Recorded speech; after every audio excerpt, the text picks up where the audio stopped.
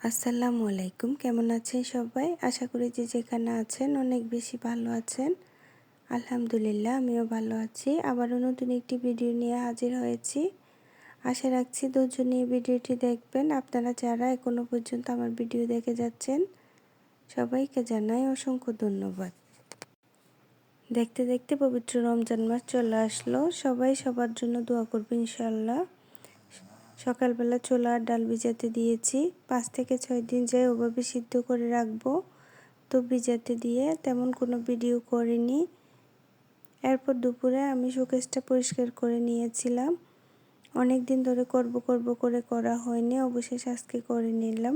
কিছুদিন পর পর গুছিয়ে রাখলে দেখতে ভালোই লাগে, কিন্তু সংসারে এত কাজ থাকে যার কারণে করা হয়ে ওঠে না। আপুরা, আমার ভিডিও যদি আপনাদের একটু ভালো লেগে থাকে প্লিজ একটা লাইক দিয়ে দিবেন। আপনাদের একটা লাইক আমাকে অনেকের কাছে পৌঁছে দিতে সাহায্য করবে।